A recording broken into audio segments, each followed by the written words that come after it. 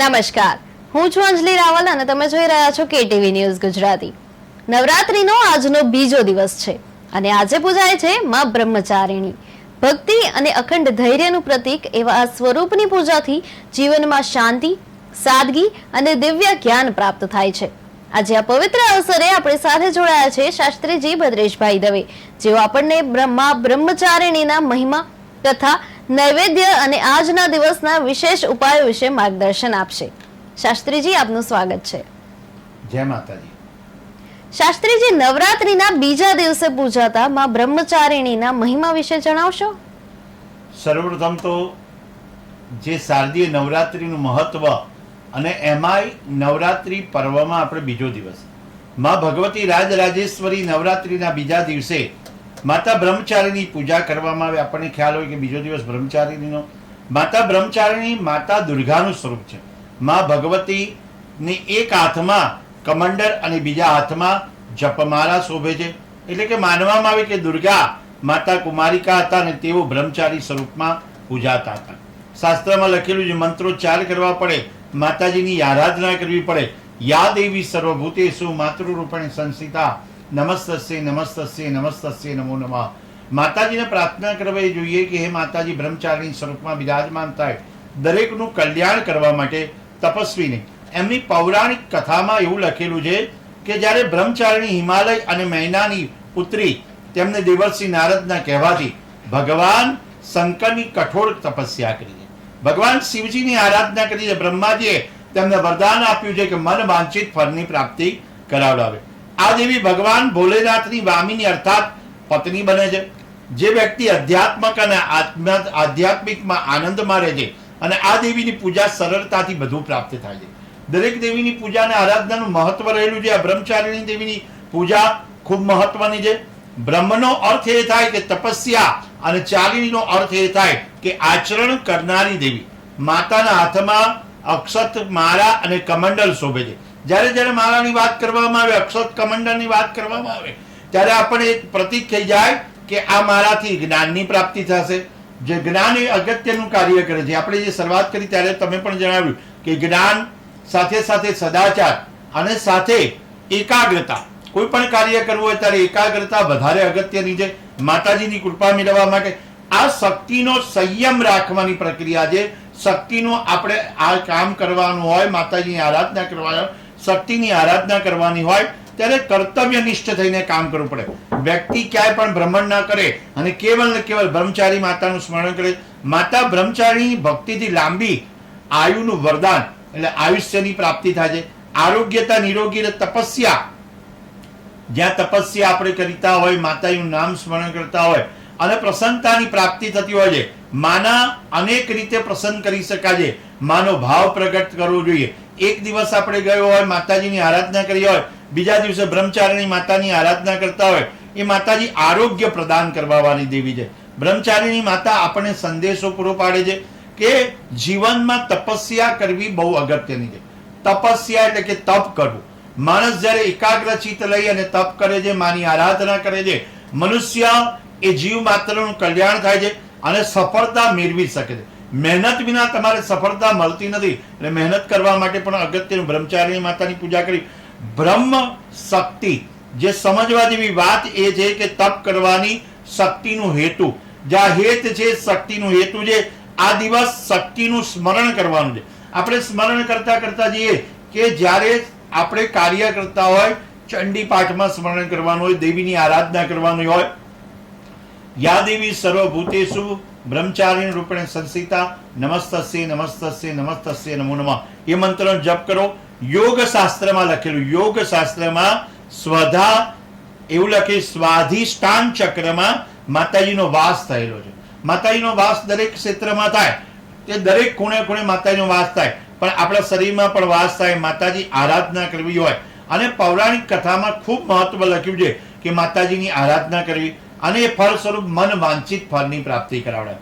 વ્યક્તિ જ્યારે મનને ગમે ને એવું ફળ પ્રાપ્તિ થાય તો આપણે માતાજીની આરાધના ખૂબ સુંદર મજાની કરવી એ અગત્યનું છે. શાસ્ત્રીજી, બ્રહ્મચારિણી માતા સંબંધિત કોઈ કથા અથવા પૌરાણિક પ્રસંગ જણાવશો? જ્યારે જ્યારે આપણે વાત કરી કે પ્રસન્નતા અને પૌરાણિક પ્રસંગમાં પણ માતાજીની આરાધના કરવાનું લખેલું છે. બ્રહ્મચારીણી દેવીના ઘણા નામ છે. એમના એક નામ છે તપસ્વારીની અપર્ણા અને ઉમા. માં ભગવતી શૈલરાજ હિમાવાનના ત્યાં જન્મ લીધો છે, જેને લીધે તેનું શૈલપુત્રી નામે પ્રસિદ્ધ થયું છે. ત્યારબાદ મહાદેવજીની ઉપાસના કરે છે, મહાદેવજીનું ધ્યાન ધરે છે, ઘોર તપસ્યા કરે છે. ઘોર તપસ્યાથી એને ઉનાળામાં અતિશય ગરમી માતા પાર્વતી દિવસ રાત અગ્નિની બેસી અને મંત્રનો જાપ કરે છે. વર્ષા ઋતુ હોય તો પથ્થરની શિલા પર આસન બેસી નિરંતર જપ કરે છે. જલધારા વહેતી હોય તો ભીના થતી હોય તો માતાજી તપસ્યા ખૂબ કરે છે. બ્રહ્મચારી માતાજીનો અર્થ જ એ છે કે તપ સિદ્ધિ કરાવડાવે.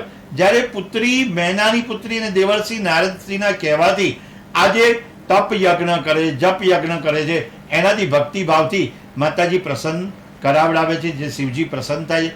બ્રહ્મચારી માતા આપણને કઠોર તપ આપવા માટે કહે છે કે કઠોર તમે જેટલું બને એટલું માતાજીની ઉપાસના કરો, આરાધના કરો, આ પર્વમાં માનું નામ લો, કીર્તન કરો, ભજન કરો, ગરબા કરો. કારણ કે ગરબા પણ એ અગત્યના જે પ્રિય છે. આ નવલી નવરાત્રીમાં જ્યારે જ્યારે આપણે માતાજીનું નામનું સ્મરણ કરીએ, આરતી કરો, પણ પૂજાનું મહત્વ ખૂબ રહેલું છે. તો આપણે પૂજા વિશે પણ જાણીશું. જી શાસ્ત્રીજી, આજના દિવસે માતાને પ્રસન્ન કરવા માટે કયું નૈવેદ્ય અર્પણ કરવું સૌથી શ્રેષ્ઠ માનવામાં આવે છે? સર્વપ્રથમ તો આજનો દિવસ માતાજીને પ્રસન્ન કરવા માટે નૈવેદ્ય તો પણ એની બ્રહ્મચારીની માતાની પૂજા કરવી અગત્યની છે. માતાને ફૂલ અર્પણ કરવામાં આવે, અક્ષત અર્પણ કરવામાં આવે, નાળાછડી અર્પણ કરવામાં આવે અને દૂધ, દહીં, ઘી, મધ અને સાકરથી એમને સ્નાન કરવામાં આવે. ખાસ કરીને પિસ્તાથી બનાવેલી મીઠાઈ, આજના દિવસે પિસ્તાથી બનાવેલી મીઠાઈ એમનો ભોગ ધરાવવામાં. ત્યારબાદ ભોગ ધરાવ્યા પછી સોપારી, લવિંગ અને પાન અર્પિત કરવામાં આવે. માતા સદાય એ ભોજન લઈ આપણને સદાય સહાય કરે. શાંત ચિત્ત અને પ્રસન્ન વાતવાળી માતાજી છે. શાંત ચિત્ત અને પ્રસન્ન મન રાખી અને આપણને પ્રસન્નતા મુજબ આગળ લઈ જાય છે. માતાજી છે ને જીવનમાં સુખની, શાંતિ અને સમૃદ્ધિ આપે, આરોગ્ય પ્રદાન કરવા વાળા છે અને સાથે સાથે વિજય પ્રાપ્ત કરવાવાળા પણ માતાજી. એટલે માતાજીની આરાધનાનો પર્વ આપણે ઉજવીએ અને ત્યારે સમજીએ કે સમજવાની કોશિશ કરીએ કે સદાચાર માટે, સંયમની વૃદ્ધિ માટે અનંત ફળ. આજે માતાજીની આરાધના કરતા હોય ને તો તપ, ત્યાગ અને વૈરાગ્યની પ્રાપ્તિ થાય, સદાચાર અને સંયમની વૃદ્ધિ થાય. માતાજીની આરાધના કરવામાં આવે તો આપણે શરીરની સુખાકારી, શાંતિની પ્રાપ્તિ થાય, આપણા મનના મનોરથ સિદ્ધ કરે. નવરાત્રીના બીજા દિવસનો પર્વ એટલે કે દિવસ આપણે જોઈએ કે બીજો દિવસ, એમાં રંગ છે પીળો રંગ. બીજા દિવસે તમારે ઘરમાં, મંદિરમાં પીળા પુષ્પથી માતાજીને સજાવવા જોઈએ. જો તમે ઈચ્છો તો પીળા વસ્ત્ર ધારણ કરીને પણ માતાજીની પૂજા કરી શકો. હિન્દુ ધર્મમાં પીળો રંગ શિક્ષણ અને જ્ઞાન એટલે કે એજ્યુકેશનને લીધે કીધેલું છે. એજ્યુકેશન પાવર તમારે વધારવો હોય તો યલો કલર પહેરવો જોઈએ અને સાથે જ્ઞાનનો રંગ પણ છે અને સદાચાર ને સંયમની વૃદ્ધિ કરે છે. નૈવેદ્ય પણ આપણે ધરાવવું જોઈએ અને નૈવેદ્યમાં સફેદ વસ્તુ અર્પણ કરવી જોઈએ અને સફેદ વસ્તુ અર્પણ કરવાથી પણ એને આપણે માતાજીને ફલદાયી થાય છે. દ્વિતીય દિવસનો મહિમા ખૂબ રહેલો છે. માતાજીની આરાધના કરવા માટેના દિવસો અને સુંદર દિવસ, એમાં મંત્રોચ્ચાર પણ અનેક પ્રકારના લખેલા છે. અનેક મંત્રોથી માતાજીને પ્રાર્થના કરતા હોય, પણ ઓમ બ્રહ્મચારિણીય નમઃ એ મંત્રનો જપ કરવામાં આવે. ઓમ એમ રીમ ક્લીમ બ્રહ્મચારિણીય નમઃ એ મંત્રનો જપ કરવામાં આવે તો આપણે સુખ, શાંતિ અને સમૃદ્ધિની પ્રાપ્તિ થઈ શકે છે. શાસ્ત્રીજી, નવરાત્રીની દ્વિતીય દિવસ, નવરાત્રી જે છે એનો દ્વિતીય દિવસ છે આજે, તેમાં માં બ્રહ્મચારિણીની આરાધના કરવા માટે ભક્તો માટે કયા મહા ઉપાય શુભ ફળદાયક સાબિત થઈ શકે છે? સર્વપ્રથમ તો જ્યારે બ્રહ્મચારિણી માતાની જ્યારે પૂજા કરતા હોઈએ ત્યારે આપણે જ્યારે માનું નામનું અનુષ્ઠાન લેતા હોઈએ કે પહેલા દિવસથી જ શરૂઆત કરતા હોય કે માં ભગવતી, હું તમારી પૂજા કરી રહ્યો છું.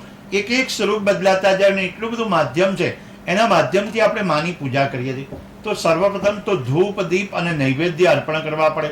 સર્વપ્રથમ માતાજીની અભિષેકાત્મક પૂજા કરવી પડે. માતાજીના સ્તોત્રનો પાઠ કરવો જોઈએ. નિયમિત એક સ્તોત્ર, પહેલા દિવસથી મેં કીધેલું છે, નિયમિત એક સ્તોત્રનો પાઠ કરો.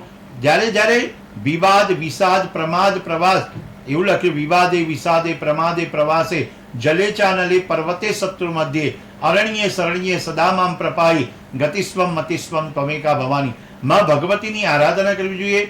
એટલા બધા મંત્રો લખેલા જે શ્લોક છે ચંડીપાઠનો આપણે પઠન કરવું જોઈએ. સાથે સાથે બ્રાહ્મણને બોલાવી ઘરમાં ચંડીપાઠ કરાવવો જોઈએ. જો શક્ય હોય તો 9 દિવસ સુધી નવરાત્રી અને 9 દિવસ કે 10 દિવસ આપણા અત્યારના છે તો 10 દિવસ સુધી ચંડીપાઠ થાય. જો 10 દિવસમાંથી એક દિવસ પણ માતાજીની આરાધના થાય, ઘરમાં ચંડીપાઠ થાય તો પણ સારું ફળની પ્રાપ્તિ થાય છે. અને તમારે વિશેષ કરી અને સારામાં સારું ફળ પ્રાપ્તિ કરવાની હોય જ્યારે જ્યારે વિદ્યાર્થી અવસ્થા હોય, વિદ્યાર્થીઓને પ્રાર્થના કરવાની હોય કે મા બ્રહ્મચારિણી, જ્યારે પણ હું તમારું નામ લઈ અને પૂજા કરું છું, આરાધના કરું છું, તો અમારા વિદ્યા અભ્યાસમાં સારું પારંગત પ્રાપ્ત થાય, શુભ ફળની પ્રાપ્તિ થાય.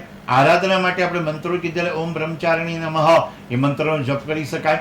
અને આપણે પીળી વસ્તુ અર્પણ કરી શકાય, સફેદ વસ્તુ અર્પણ કરી શકાય. એનો ભોગ આપણે અર્પણ કરવાથી પણ ફાયદો રહેશે. શાસ્ત્રમાં લખવા પ્રમાણે જે જે વસ્તુ આપણે ઉપયોગમાં આવતી હોય એ વસ્તુ માને અર્પણ કરવાની, ધરાવવાની છે. 16 પૂજા થાય, પંચોપચાર પૂજા થાય, 300 પૂજા થાય, અભિષેક થાય અને આરતીનો ટાણો આવે, આરતી ખાસ કરવાની રહે.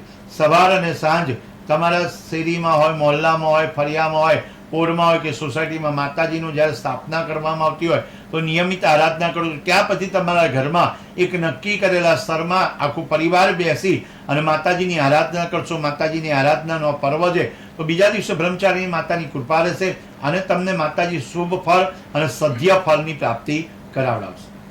શાસ્ત્રીજી, અંતમાં આજના દિવસ માટે માતાના ભક્તોને આપ શું વિશેષ સંદેશ આપશો? અંતમાં એમ કહેવામાં બ્રહ્મચારી માતાની એટલી પ્રાર્થના કરવામાં આવે, સુખ શાંતિ ને સમૃદ્ધિની પ્રાપ્તિ કરાવડાવે, સંશય કોઈ પણ પ્રકારનો ન રહે. જીવનમાં જો માતાજીની ઉપાસના કરતા હોય, માની આરાધના કરતા હોય, એવું લખેલું છે કે શ્રુધા તૃષાનામ જનની સ્મરણથી આપણા જે વાત છે એ માતાજી તરત જ સાંભળી લે છે. નાના બાળકની વાત માતાજી સમજણપૂર્વક સાંભળે તો આપણે ભક્ત છે, ભક્તને પ્રાર્થના કરવાની કે આપણે એક કામ કરીએ, માતાજી તારી નિયમિત આરાધના કરીએ. એ આરાધનાથી દરેક જીવનું કલ્યાણ થાય અને દરેકને ભવિષ્યમાં પણ કોઈ તકલીફ ના પડે એ માતાજીને આપણે પ્રાર્થના કરીએ છીએ. શાસ્ત્રીજી, આપના કિંમતી માર્ગદર્શન બદલ ખૂબ ખૂબ આભાર. અને માં બ્રહ્મચારિણીની પૂજાથી ભક્તોને અનંત ધૈર્ય અને જ્ઞાન મળે છે. તો નવરાત્રી વિશેષ શ્રેણી સાથે ફરીથી મળીએ છીએ આપણે આવતીકાલે.